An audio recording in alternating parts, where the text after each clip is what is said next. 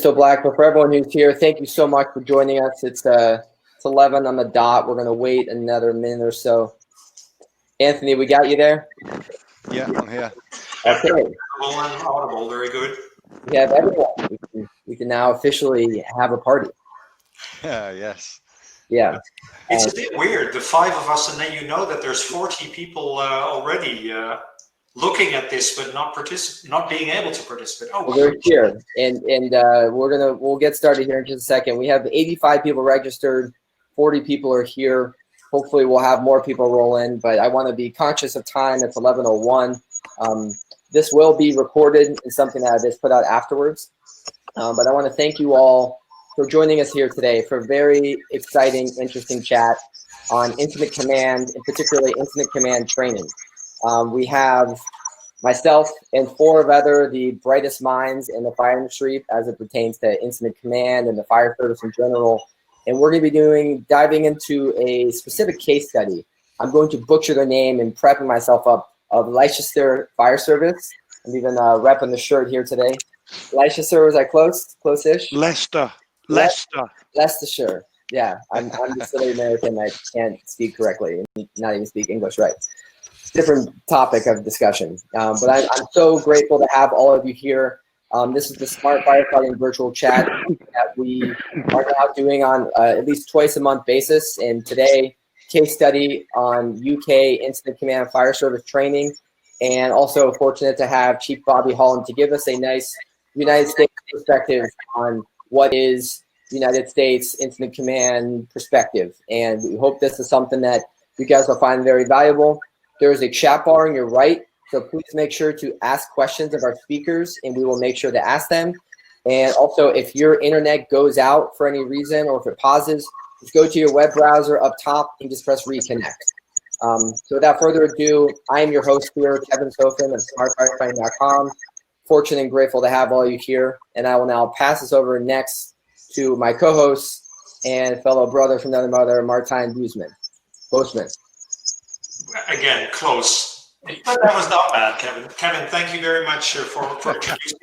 It is indeed a pleasure to be with everyone here, to be across the pond with the people from Leicestershire. Good pronunciation. Very from good. The US, from the Netherlands, actually, right here. Short background about myself for the people that don't know me.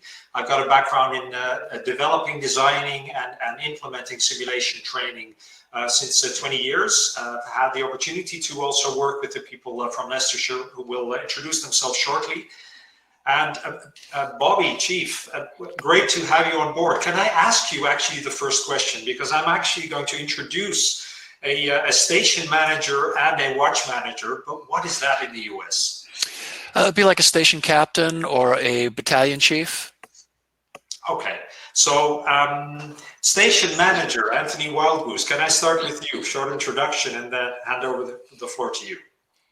Hi, yes, my name is Anthony Wildgoose. I've been in the Leicestershire Fire Rescue Service for a little over 20 years now. I'm currently a station manager in learning and development, and I oversee incident command, driver training, and hazmats. Thank you. Batch. Thank you, Martijn. Ian Batchelor. I've been in the fire service for 31 years. 16 years of that, I was a retained or on-call firefighter, which is a bit like the paid volunteer in America. I'm now an incident command trainer, and Anthony's my boss. Great.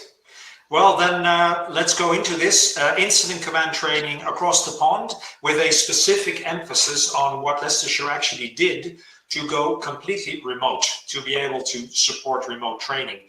But before I hand over to you, Anthony, I apologize that we are completely underdressed here on the US-Netherlands side, or is it you that's overdressed? What's up there? It's probably us overdressed. We like the formal attire. This is our work attire, but we are happy to dress down to make it more informal. That's what we do on command courses, isn't it, Batch? Yeah, I think now the formalities are over. We need to relax and make it a more relaxed atmosphere. So, excuse me, Anthony.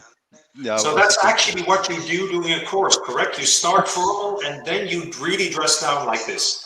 Okay. Yes. Yes. So Yeah, for we all my, need people all to my relax. American friends out there, note that these guys were wearing clip-on ties. Safety first, safety first.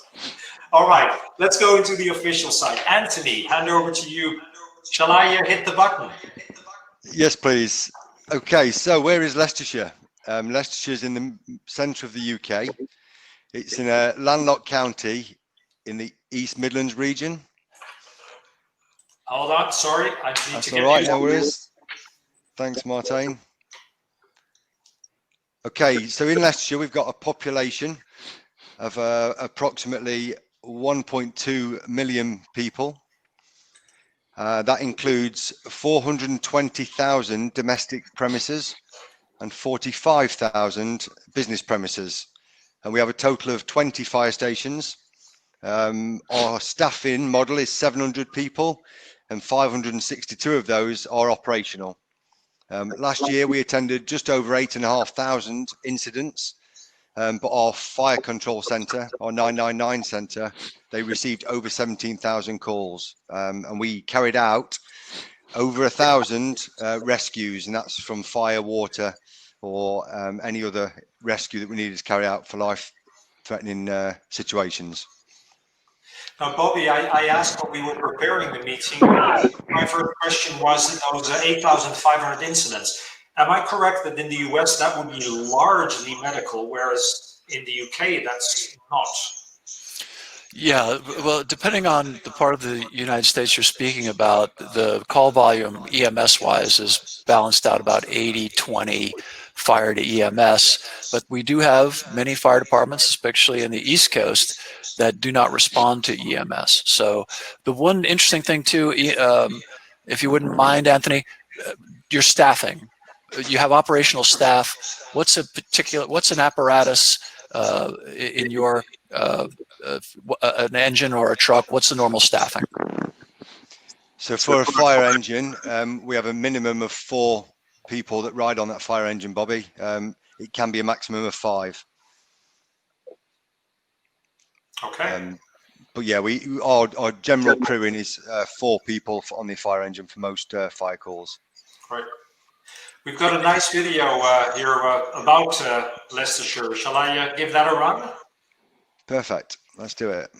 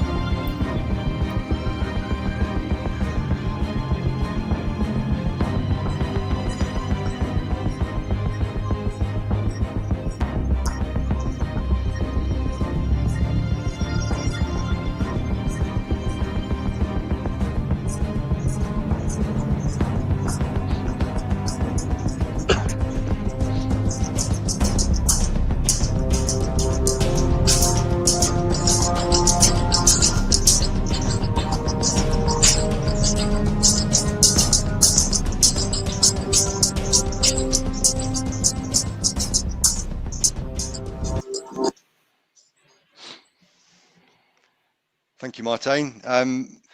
Do you want to discuss about the incident command levels in the UK? Would that be helpful?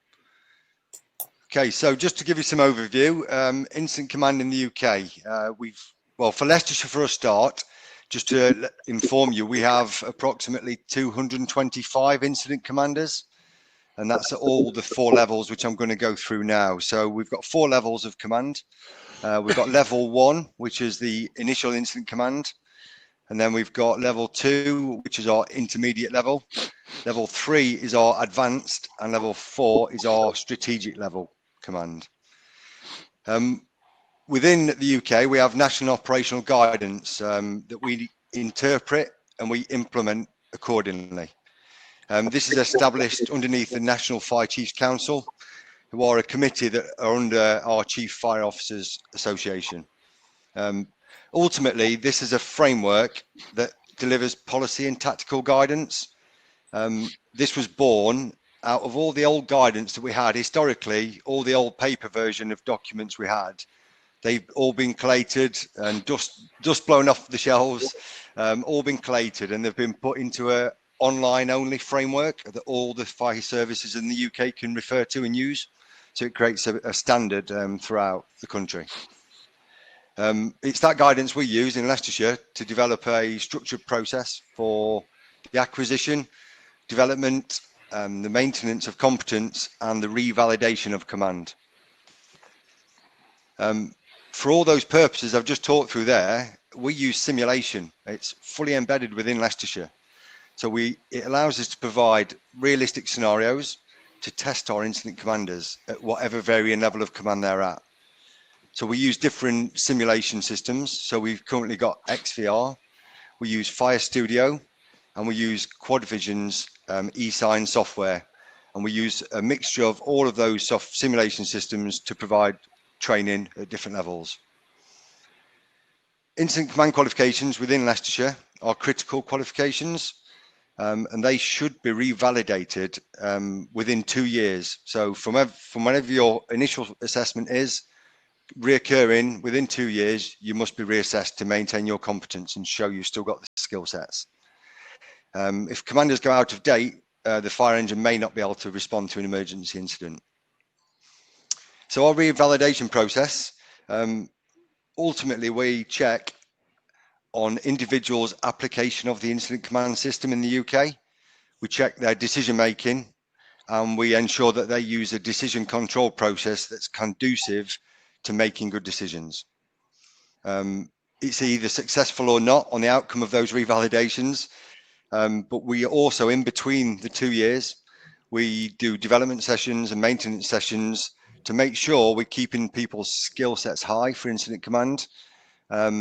That is usually undertaken with colleagues and peers. So we have peer feedback, and it gives us the opportunity to use the simulation systems to draw the learning out of the commanders. And it also allows us to have desired outcomes to be able to impart our knowledge as an incident command trainers on those commanders. Anthony, allow me to ask and also reflect back to Bobby. You're saying that you're using simulation both for development, but in the end, the simulation outcome could actually result from someone to continue or not continue on the appliance or the engine.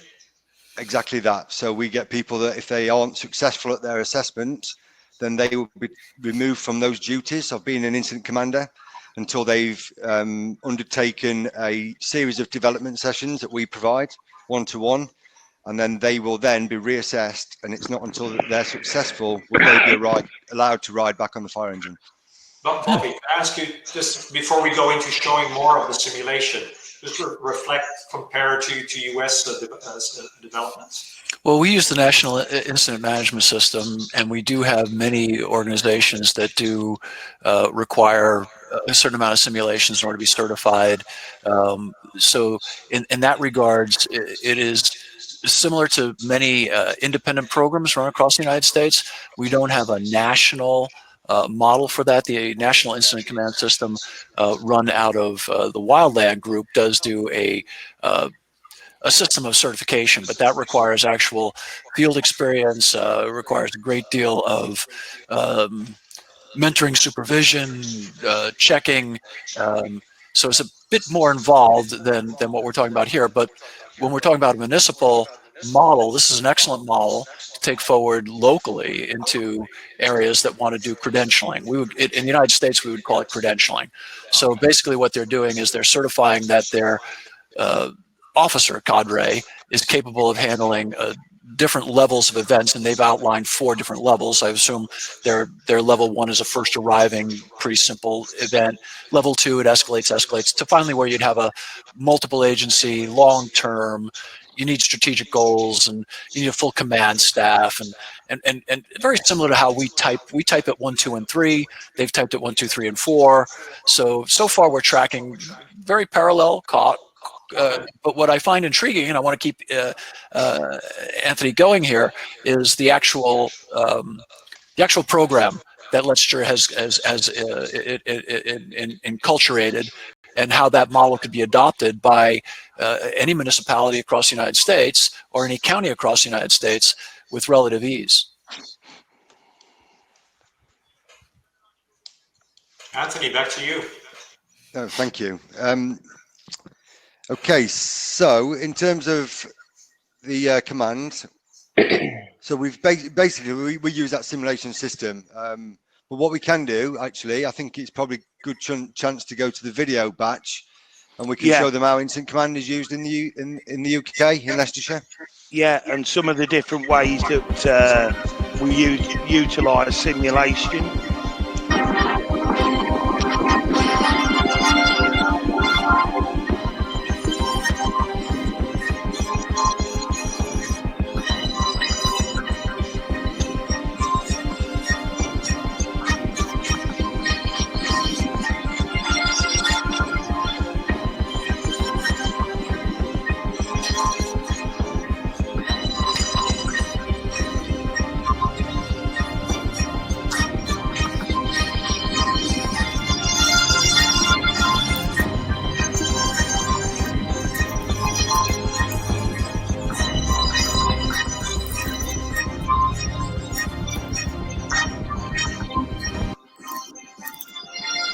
Yes, please.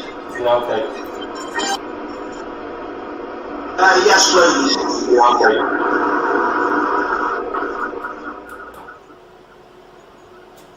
Hello mate, you requested us to attend? Yeah, can you just... What we got mate? Hello mate, you requested us to attend? Yeah, can you just... What we got mate?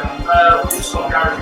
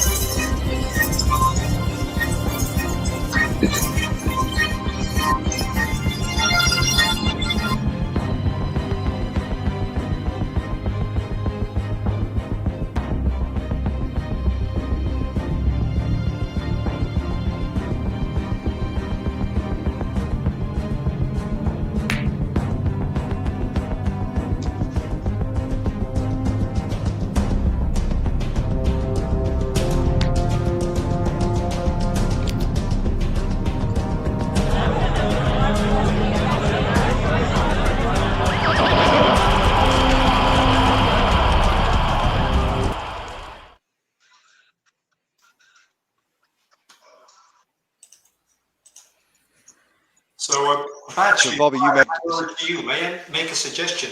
Kevin, I scanned through the questions on the chat, and I think there's a couple of them for Anthony, actually, about the incident command system in general. Picking some of them up. Yeah, two right off the bat, really quick for you, Anthony. One of them is about what is the process if one of your incident commanders or incident trainees fails the process, and what can they do before they retake this test, and are there any restrictions for retaking this test? Okay, so if somebody's unsuccessful, we offer up to four sessions, one-to-one. That's one-to-one training from a member from the incident command team. And we work on their development points that we've identified through their assessment. So it's tailored, structured program to get their skill sets up in the areas that they fell short in. And then we reassess them as soon as possible, but not until we've made sure that the development areas have been closed successfully. Because there is always a line that you're either safe or you're not, and we need to make sure everybody's safe. So that's our underlying way forward. Throw out an example of a development sector. In other words, you use that term. What does that mean? Could it be size up fire behavior, building construction? What specifically would be a fail point? So generally a fail point is something safety critical. So if for example, if they've gone above a fire and they've not identified the fire, the size, the location, and they've sent crews directly above it, and it's caused in a real situation that could have cost a firefighter their life, then we would class that as a safety critical outcome. But there could be a number of outcomes throughout the whole of the assessment that determines that actually this person is fell short in so many areas that therefore they're not safe. Our development, Bobby, would be specific. So if they struggled in an area, we would go and do some professional discussions. We'd run some exercises with them. We'd do some tabletop scenarios, some desk-based scenarios. We test their knowledge and understanding in those areas to make sure we upskill them before they get reassessed. Thank you. And I have, Can I just, sorry, Kevin, can I just add to that, please? Yeah, for the UK viewers, it's a bit like taking your driving test. You have your major problems when you take your driving test. You can only have one or two, and then your minor ones where you can have a number of. And it's the same with incident command. If you do a number of minor ones, that may sway the scales that you fail. Anthony, how many times can people retake the exam or yeah, I'll call it the exam if they fail? Well, we wrote that into our procedure, but once it gets to a certain number, and we're identifying 3, that then it gets passed over to their manager and to the response head of our operational response manager for them to make a decision on how to move forward from that point. one question I have, and this might be a little bit more macro thinking, and I think I might have had a conversation with Paul Spade about this, and this might be more about VR, but it does apply for simulation, is that it seems like the point of the training is to actually try and push yourself to fail. And you don't want to kind of make someone feel bad that they made a mistake, because it's in a simulation. We want them to fail in the simulation in certain ways. So what's your thoughts in terms of how students should approach training and how they shouldn't feel bad failing? Yeah, if I can come in there, please, Kevin. What we say on our development days and training sessions is, while you're here in the training centre, that's where to make mistakes. This is where to learn. So when you respond to we call it a live incident, you don't want to be making mistakes there. Make your mistakes within the training centre in a safe environment, not feel threatened, feel relaxed, learn from it, and learn from your peers. All right. Bob, you got any point on that? So, yeah. So there's 2 other things to consider there, right? There's training and testing, right? And they're 2 different worlds, right? Yeah. So the training side of it is where we actually are doing 2 things. We're testing the boundaries of the simulation, right? Because people can bring things in that those of us in the puzzle palace creating the simulation failed to identify, because the actual practitioners become the center for advanced hindsight bias. In other words, they come in and say, wait a second, yeah, you did this, but in this fire, this happened, right? The simulation only tells you what's true for the simulation. What's not true in the real world, they can, during training, that can come in and help build better simulations. The other thing to remember too is that it's really not about feelings. It's about proficiency. It's about excellence. It's about improvement. And that has nothing to do with your feelings. One of the things we work on very diligently in the service, in the fire service, is separating those 2 things out. How you feel about something is irrelevant. How well you perform something is important. So in other words, you have to remember too that when someone makes a decision, they believe that decision was going to work. So in simulation, we have a chance to find out why, right? And that's the training side of it. And that's really, really important to remember. And so when someone does something in a simulation, we say, whoa, why'd you do this? They can then go through their reasoning and explain why. And then we can go through our reasoning and say, well, in this simulation, these parameters, we believe this would be the outcome. And then we can either find very good common ground. We can improve the simulation. We can maybe add some information, or we can say, wow, here, you missed this piece of information. The other thing about the simulations, which is critically important, and is the introduction of new technology, right? And you were just talking about AR, VR, all this other stuff. Drone technology, critical study that was done about the Buncefield fire, they reproduced it. 7 incident commanders who are highly proficient here in the US completely botched it because the introduction of drone footage occupied so much of their working memory that forced them to abandon some of their previous information flows. So using simulation, you can start to bring in those new technologies, integrate them prior to their integration into the field, and make for a much better outcome. Sorry. All right. Thanks, Bobby, for that. Allow me to just respond or make a couple of comments based on the chats, and then ask one more question before we continue.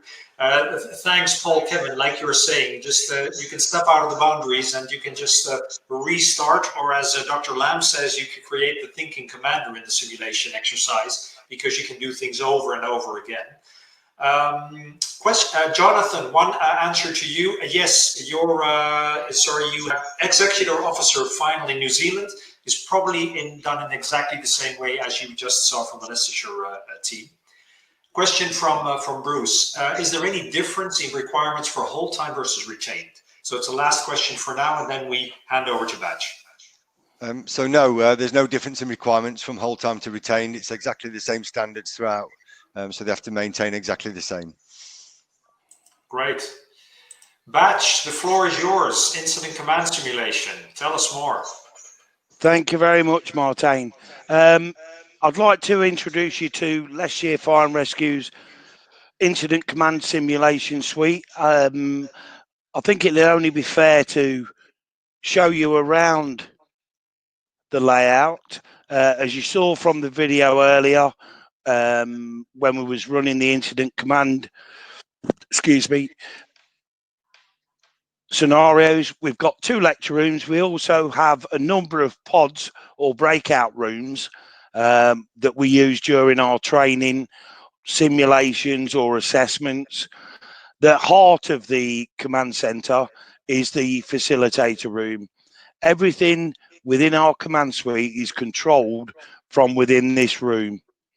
There's audio, video.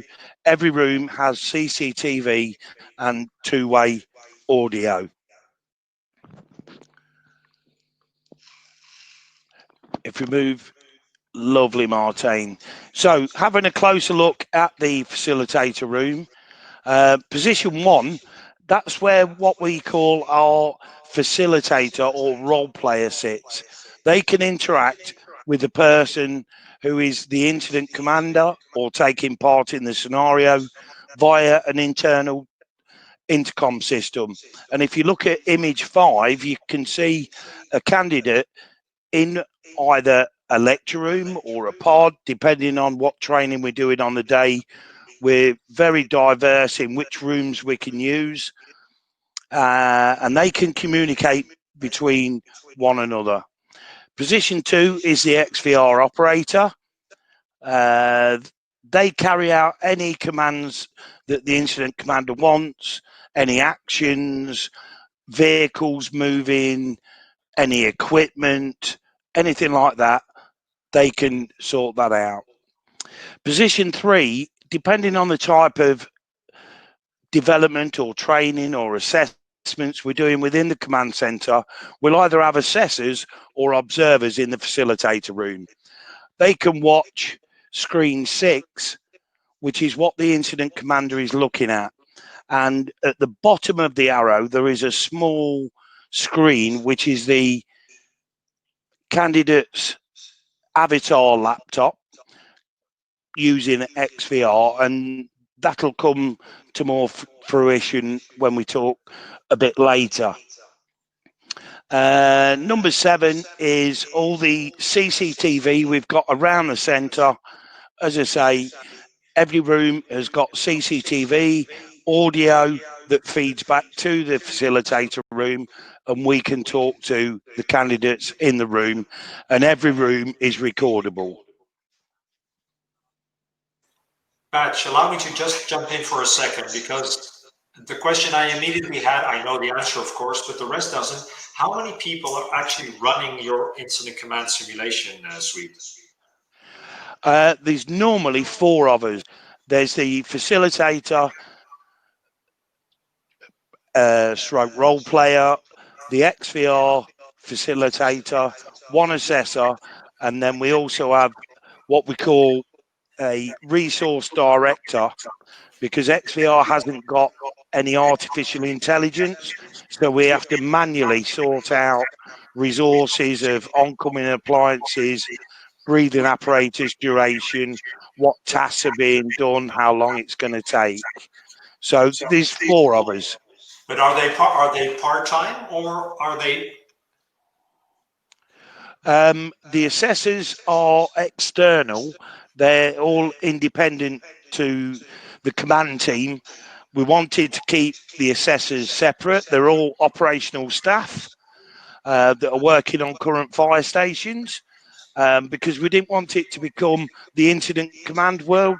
We wanted it to be independent. So, yes, learning and development are delivering this training. It'd be unfair of us to then test the training. We needed an independent person, and the best people for that is the incident commanders that are on fire stations. So we've got a small number of assessors that we use during our assessments. But you have 3 full-time staff running the centre, or 3.5 actually. 3.5, yes. Yeah. There's only 3.5 of us. I'm not sure if the only reflects with everyone that's listening. I think to many people that are listening, that is actually 3.5 full-time staff to continuously develop and assess your incident commanders is I think to many people a good investment. It is, with the amount of incident commanders that we have to reassess each year within Leicestershire on a 2-year rolling programme. So, yeah, the team does really well. So, Anthony, are you unique in the UK with this? No, command? No, most UK fire services have an incident command department with a number of whole-time allocated staff of differing roles that deliver that training and do the assessments. It's a standard practice throughout the UK. Now, would they also have duties also within training, or specifically just incident command full-time? Incident command full-time. Wow. We work with all of our neighbouring fire services, so we're in the East Midlands region, and all of our 5 neighbouring fire and rescue services all have dedicated incident command departments of similar sizes. There are some services that sort of flip between incident command and other aspects like breathing apparatus, driver training, water rescue, but luckily Leicestershire sticks to incident command. Because we have many in the US, we have many what are called command training centers, in other words, and we do incident command training at those facilities. That Houston has a beautiful one. Many departments, FDNY has them, very similar to what you showed, in various degrees of complexity, various degrees, differing levels of intricacy depending on the size of the organization. But in most of those organizations, the training staff does have other duties besides just running the incident command training center. And so the difference is in Leicestershire, that staff is solely dedicated to incident command training on a regular basis. So I guess it brings forward the most probably obvious question.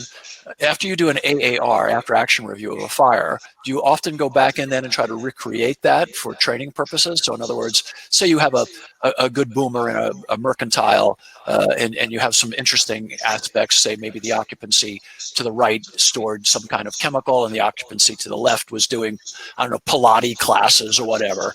So some interesting problems with evacuation versus shelter in place came to play.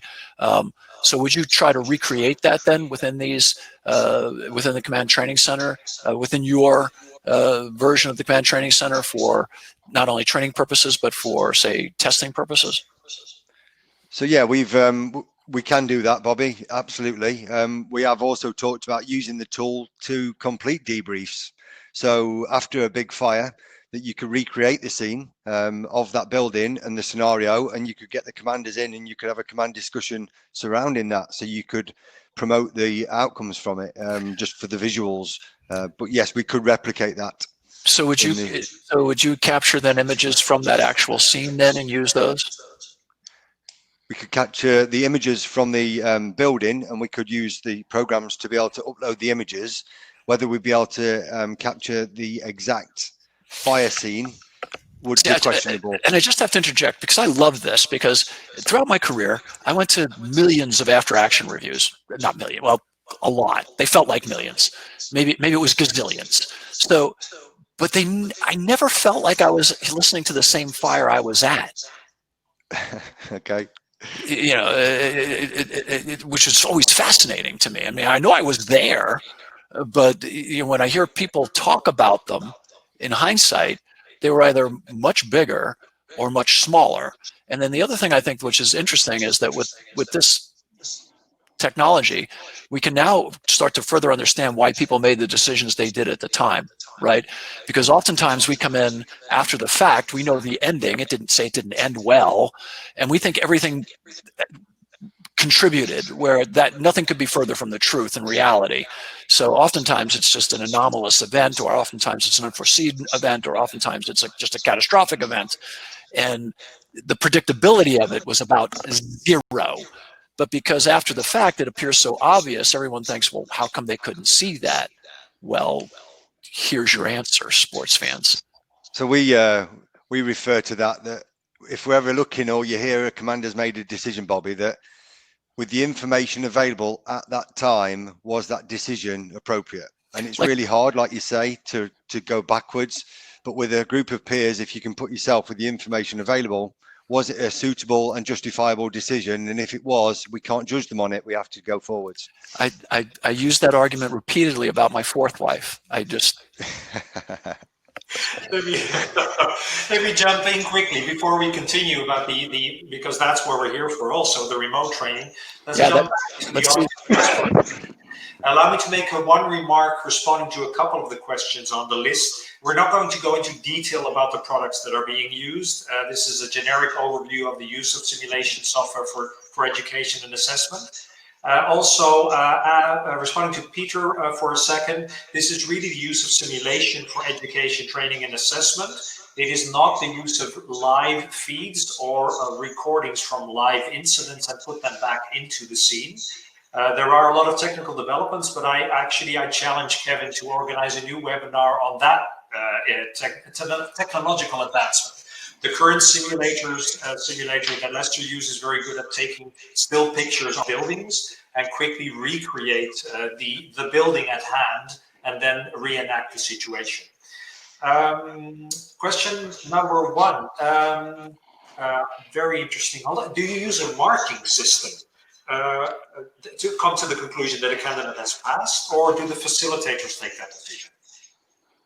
Batch, do you want to cover the marking system? Yeah, we do use a marking system for assessments.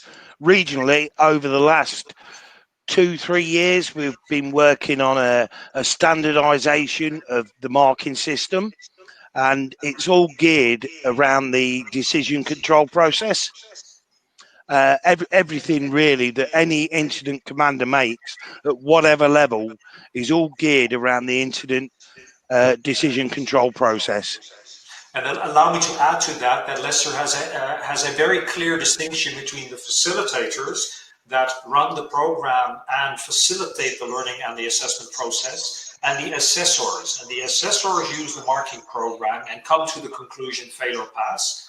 And that's generally not a harsh, correct me if I'm wrong, from Leicestershire, it's not a harsh fail or pass. It is okay, we've marked you, you've seen yourself act, let's go through the assessment together and come to the conclusion. Bobby, please jump in. One point of clarification, I do want to get to the remote section, so I'll be very brief. In the United States, when we talk about marking systems, that often refers to building marking systems. Okay. So in other words, throughout the United States, you'll see buildings that'll have a placard on them of some type, and it indicates things like rain roofs, bowstring truss construction, fuel loading, and things about the occupancy, which are demarcated, and some of them are regional. New Jersey has a wonderful system. Several other states have wonderful systems. So that may have been the reference, not marking and grading as was discussed, which is fine.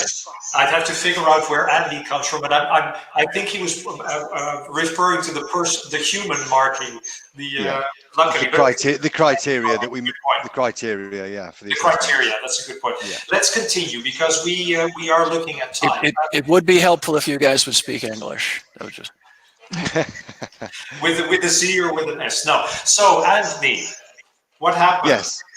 So basically, you've seen how we do incident command and how we train it in Leicestershire Fire and Rescue Service, but things changed. COVID happened. So once COVID-19 hit, our strategic managers gave us our direction, and that was to maintain incident commanders within Leicestershire Fire and Rescue Service. That we weren't willing to compromise on extending expiry dates over the 2 years, and it was classed as essential safety critical training. Not all services in the UK adopted this approach, and some of them now are got to try and figure out how they're going to return to the delivery model that they had before lockdown. So the old way had to change. We got to do things differently. We got to innovate and adapt really quickly. Very quickly being pertinent, because we had commanders that were coming up to their expiry date, so we had to think about how we could do it differently very quickly. But overall, the key to our change is that it made our whole incident command training and our organisation more resilient for the future, for any circumstance, disregarding COVID, which I think will benefit us moving forwards. Batch will take you through how we innovated through the technology, which is part of the webinar, so we could keep providing quality, essential revalidations of command to keep commanders, firefighters and the public safe. We have shared our practices with all of our neighbouring services, and we thank those that have assisted us during this time as well, because if we can make all commanders safer throughout the UK, then why wouldn't we? So we have shared a lot more. But Batch, do you want to take us through how we have innovated and once COVID hit? Yes, Anthony. As Anthony said, strategic management said that this was safety critical. We needed to find a way to keep business as usual. We needed to find a way to clear the rooms. From the video you saw earlier, the facilitator room was very busy. So the way that we come up with that was we discovered that through technology, we could remote access the computers at our command centre.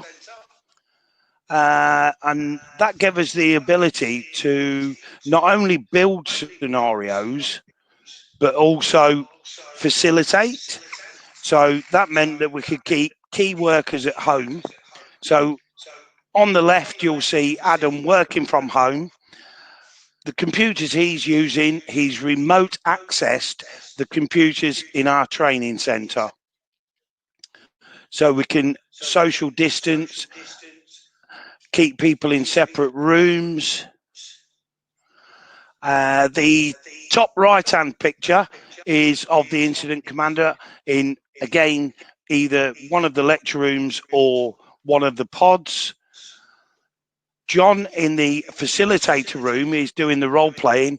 He's talking to the incident commander via the internal intercom system and also handheld incident ground radios. So he's working on his own. At the bottom of the picture is our assessor, who's in our observation room, again, working in a room on his own, totally remote from everybody, but he can hear and see everything the incident commander's doing. The only time that anybody got close to each other was when we did the one-to-one feedback.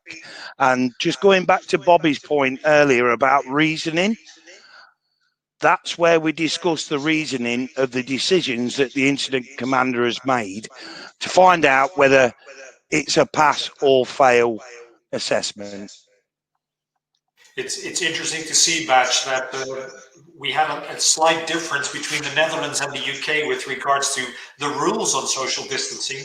In the Netherlands, probably this wouldn't have been allowed either, because everybody should have stayed home. So interesting to see your next point, because I think that's the next step, correct? Everybody has to stay home. You can't even come to the training center anymore.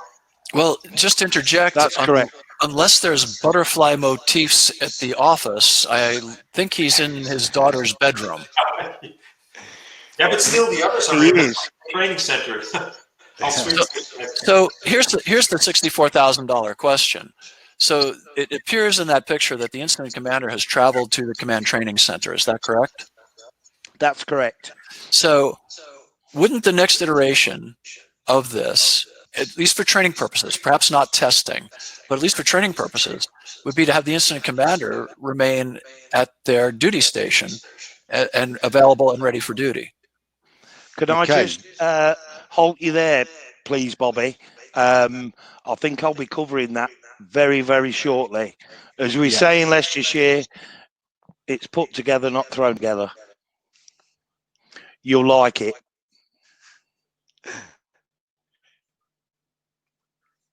Okay, Martin. So we've now worked out, Batchelor just explained to us exactly how we did command, and we were operating partly remotely, as Bobby mentioned. We had some people in, some people at home, which achieved what our strategic managers wanted to achieve.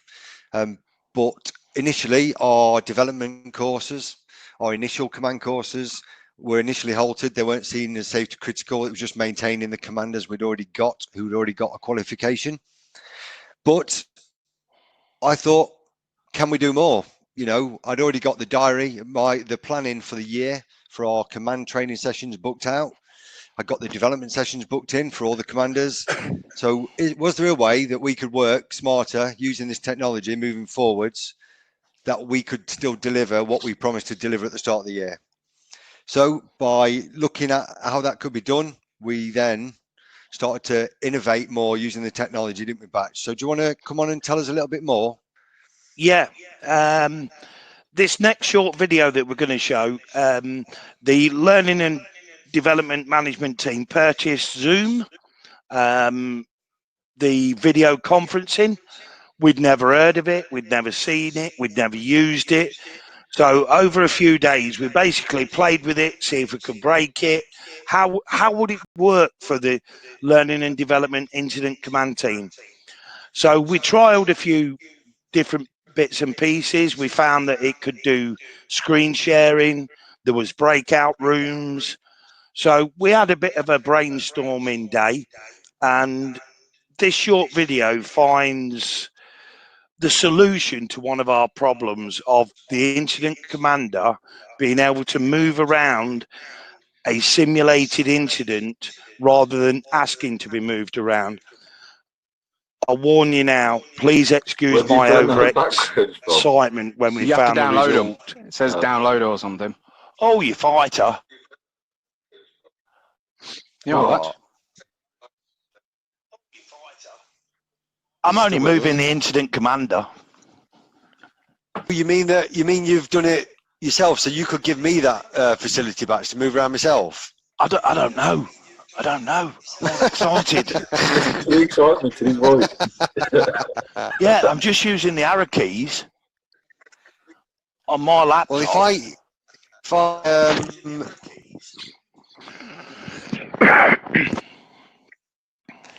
So I do apologise for that. If you can go to the next slide, please, Martin. So once we found out that we could use this technology, that opened up many, many more possibilities. How we could do current training, how we could get back to doing development for the incident commanders. We didn't want them to come into the command centre to take a test. The easy analogy is you wouldn't take a driving test without having driving lessons. So we found out that we could do this totally remote. The top 3 pictures, that shows a completely empty command centre, nobody there. Top left-hand picture, all those computers are being controlled remotely from home. The bottom 3 pictures are our very first live 100% fully remote development day for our level 2 officers. Okay, Chris. So what's going to happen is you sat in the officer's car. You just so come this off your lunch. Next video that Martin's going to play now be mobilised to an incident live by control in the normal manner. I paused it, Batch. Go ahead. I can still hear it playing. Is that Okay, pause, I turned it Martin? off. Go ahead and introduce him. I turned it off now. Yeah. So apologies for that, but this next video clip is a live development session of our level 2 incident commanders, where one of them is being the incident commander, working from home, working the incident commander in XVR, but he's working from home, fully remote. Can I just add there, Batch, with peers and colleagues observing to provide feedback, for us to provide feedback so everybody learns, so it's a conducive learning environment, which you will see by the end of the video could also be used for assessment purposes. Okay, Martin. Okay, Chris. So what's going to happen is you sat in the officer's car, you just come off your lunch, you get in your car and you'll now be mobilised to an incident by control in the normal manner. Okay.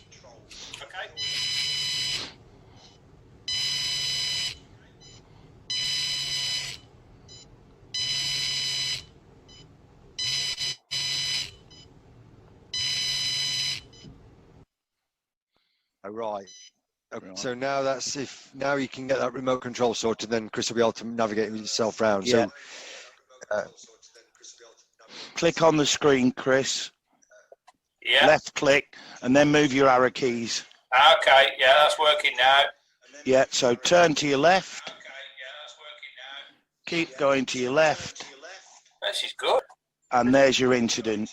The incident commander is in front of the appliances on the right-hand side near a telephone box. Okay.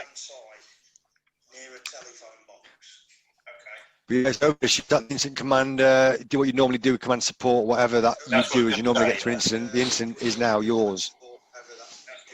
Okay. So can I talk to people as well in the normal way? Yeah.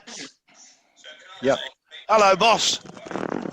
How are we doing? Which appliance is doing command support? We've all got lights on here. As far as I know, boss, the gaffer's not set it up yet. Okay. Do you know where it is? Yeah, it's right down the front of these two pumps here, boss, on the right. Outside the front of the hotel. Okay, brilliant. I'll take a wander down. Thanks very much.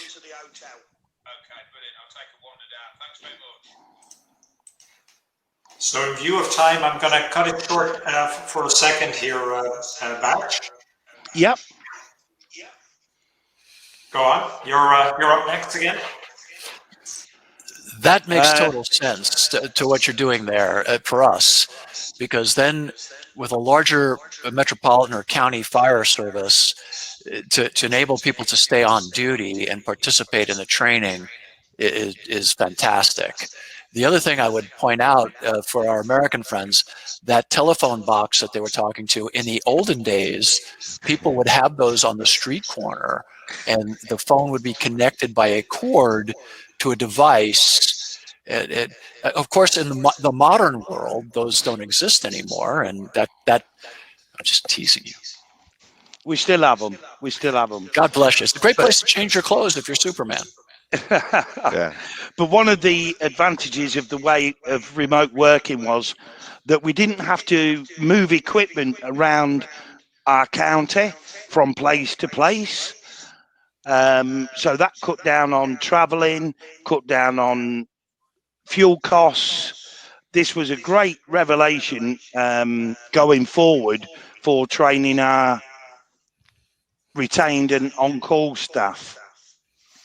So we have started delivering level 1s to stations, haven't we, Batch? So we've been doing level 1 development days just the same. Yeah, we've done one today with people on duty, and the feedback we're getting is fantastic across the board at all the different levels that we've delivered to. It's been really good. So let me interject here, because I apologize, my time is short at the moment. So what I like about this, and what I highly recommend people get in touch with Batch and Anthony, and and find out more about how they did this technologically, is that much of the technology is off the shelf. and it interfaced seamlessly with the products that you bought that enable you to create the simulations, which is fantastic. It's phenomenal. And I think that, as you know, COVID aside, it just makes good economic sense. It makes good training sense to be able to do things like this all the time.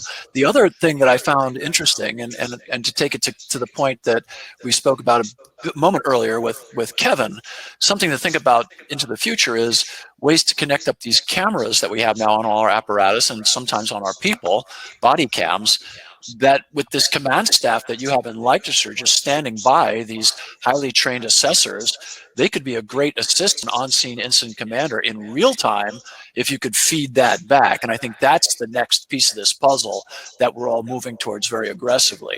So you've got this senior command staff with tremendous credentials and experience available to do consultation in real time.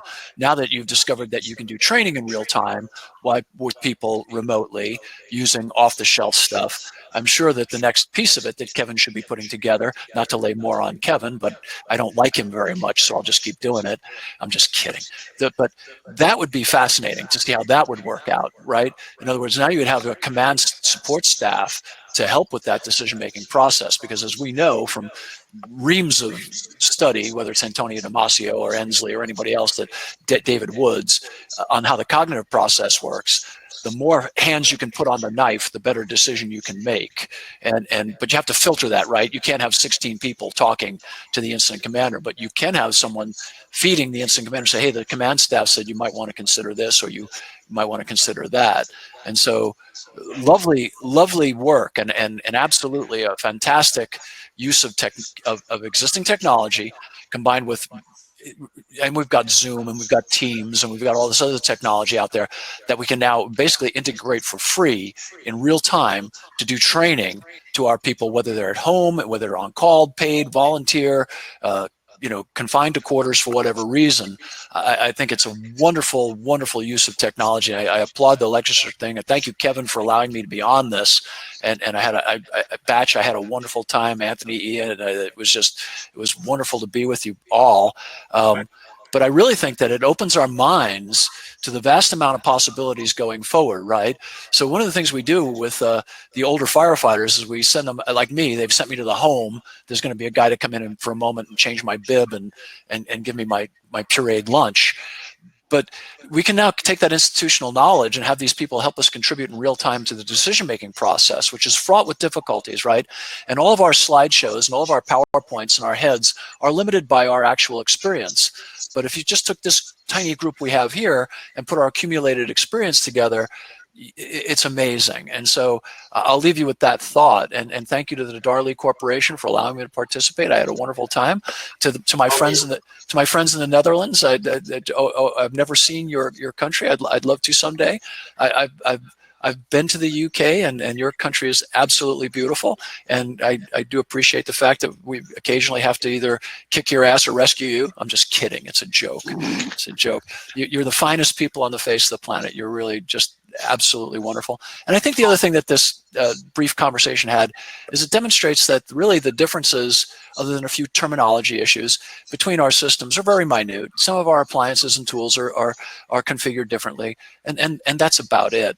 But fire behaves in a very predictable way across the globe, and our solutions can be, found from some places that you may not think to look. So again, thank you for having me. I apologize, I must jump off. I have another commitment, but I had a wonderful time. And again, thank you for having me. Bobby, thank you. Bobby. Pleasure to meet you, Bobby. Allow me to we still have some time. I want to be conscious of time. We're almost at the hour, but Martin, I think it might be good. Is there anything else left in the presentation to formally finish up, or can we run through some of the Q&A here again? We've got the way forward. Allow me, Kevin, for a handover for you to the Q&A so you can prepare your next question. I want to reflect on what Bobby just sent when he left. He was suggesting that maybe we should be using body-worn cameras, etc., to put more senior commanders, as he mentioned, in the ear of the junior commanders. I'd like to take him back to what he originally said about the challenge in using drone technology when that was first introduced. Now that it's first introduced, a lot of the commanders have no idea how to use it. And simulation can be used to teach, train people to use that technology. The same is, for example, when body-worn cameras or when back office senior commanders are made available on the incident ground. Again, before you start really doing that, consider using simulation to give it a try in that safe training environment. That's what simulation can also be used for. Kevin, questions from the floor? Yes, we have a few. Let's see where to start. Is there any integration between the incident command simulation and the incident report system, like some automated input? So allow me to answer that one. I saw the question. Remember that the technology that we showed is training technology. It is not operational technology. So questions about can we put live feeds into the training environment? That it could be possible. It is possible to simulate live feeds. For example, the pager that you saw is a simulated paging message. If there is an incident reporting system, it's possible to simulate the incident reporting system inside some of the simulators. But remember, this is training technology. It's not operational technology. So integration with real operations is not the intent of a simulator that we have been looking at for training and assessment. Yep. And to the other question about 360 photography, 360 video, I think those are other things that are maybe more for sometimes the live streaming 360 video camera is something that might be possible in the future. And then there are also other training methods, but important to understand that we are looking at how we can simulate, as Bobby mentioned, simulate drone footage for an incident commander to train on what that might look like. We're not actually live streaming drone footage real time to incident commander. That is something that can be done and is being done, but definitely a difference between the training aspect and actual live fire incident, which I'm sure you're aware of, but just wanted to make sure we make that distinction. And also a question from Cheryl about how could 360 photography be integrated or incorporated into the training simulator. That is a very interesting subject. There's a lot to say about that, but that I would suggest is the next webinar about the technology behind the simulation training. Allow me to use the last 5 minutes to ask Kevin Batch, what about the way forward? What does it look like for you in Leicestershire? Okay, Kevin. So basically, this is where we want to get to. So we want to keep moving forwards. We've got momentum with technology. We want to keep innovating. What we want to achieve is to make our immersion and our scenarios as real as possible. And if people become immersed, they make more natural decisions, and it's a much easier outcome when they're behaving normal and not trying to tick a box to pass an assessment. So virtual reality is our next step. That's where we want to be. This was a demonstration day that we put on for our incident commanders and our strategic managers. And as soon as they put the headsets on, they were gesturing, they were pointing at things once they're talking to people in the environment. But yes, we'd like to get multiple headsets in multiple rooms. And we'd like all those commanders to be on the same incident within the simulation system, and they all be interacting with each other and communicating with each other.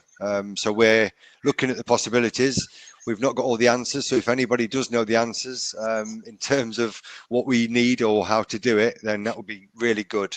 But Batch, we did some remote working. How did we use role players with the headsets? Yeah, on that particular day, we set up a Zoom meeting on the candidate's laptop that was connected to the VR headset. So the role players who were working at home could actually see what the incident commander was looking at in the VR headset. They could talk to the incident commander via the Zoom meeting, and it completely surprised the incident commander, who you can see or did see on screen. They didn't know who was talking to them. So we can recreate exactly what we do in the command center in virtual and remote training. And that's where we want to get to. Does it mean that you've mentioned a couple of technologies that you used? Does it mean that you now have to choose yet another technology when you want to go to virtual reality? Or is the scenarios technology that you use, does it already support this? At the moment, it already supports it. All we're doing is integrating to, and Bobby put it perfectly actually, off-the-shelf products that doesn't need any development, and we've just combined them, integrated them, and worked round how to make them work best for Leicestershire Fire and Rescue Service, really. Our ideal, Martin, would be if we could have remote virtual reality, complete remote, so we could have somebody at a station that's far out in the countryside or rural, and they could put the virtual reality headset on, and we could run it remotely or from our command center and give them that virtual experience, because it would be so much more immersive and beneficial. The engineer in me says that is absolutely going to happen. I am sure. There were several people that asked about the technology behind what you're using. We're going to answer people individually and connect them up to Leicestershire wherever necessary. Kevin, before I hand back to you, allow me to ask one more question, which also comes from. We've seen a lot of firefighters and fire officers. Is this a single agency technology and approach you're taking? So no, I'll talk about the developments within Leicestershire. I'm in talks with Leicestershire Police and to do some joint scenarios in terms of firearms and other scenarios that would work for them. And even so we work in a multi-agency group as well, so we can develop scenarios that emulate flooding. So a mixture across our councils, government associations and different agencies, police, ambulance, all of those we can incorporate. It's just making the contacts and crossing the T's and dotting the I's. And the technology you're using is a multi-agency. It allows creation of medical, fire, maritime, for example. That doesn't help Leicester a lot, but maritime scenarios, industrial, etc. On behalf of me, thank you. But Kevin is the official host doing the honors to end this. Yeah, there's been a lot of other questions here, some that I hope we covered, some that we may not have covered, but I want you all to know that we will aggregate all the questions and make sure that we do answer them, and we'll make sure that we provide both Ian and Anthony's contact information, because they're the thought leaders here. They're the ones that are actually in the field using tech. This is one amazing example of how we're using technology today to train more efficiently, and then a great example of how Bobby brought up too, how we're then using Zoom or using a webinar like this to make it even better and adapt to this COVID world, not sit here twiddling our thumbs about how life is so hard. Granted, we want to continue in this virtual chat to talk about technology, talk about opportunities. So we may not have gotten to all your questions, but we'll make sure that we answer them all. We'll send out a video here, and I want to thank you, Ian, Anthony, and Martijn. Such a pleasure. Really enjoyed. Is that for me or for No, that's for the gentleman from Leicestershire. That's the only drawback of remote. You don't get the bottle of wine or the flowers. Oh, we got you something as well. Oh, thank you. Okay. Yeah. Well, any final last words, Ian or Anthony, for everyone listening here? Just from me, Kevin. If anybody wants to add contact details, I don't know I speak for Anthony, please pass them on. Email addresses, phone numbers, LinkedIn. Please follow us on Twitter, on our L&D account. So yeah, just get in touch. We're more than happy to help. Good man.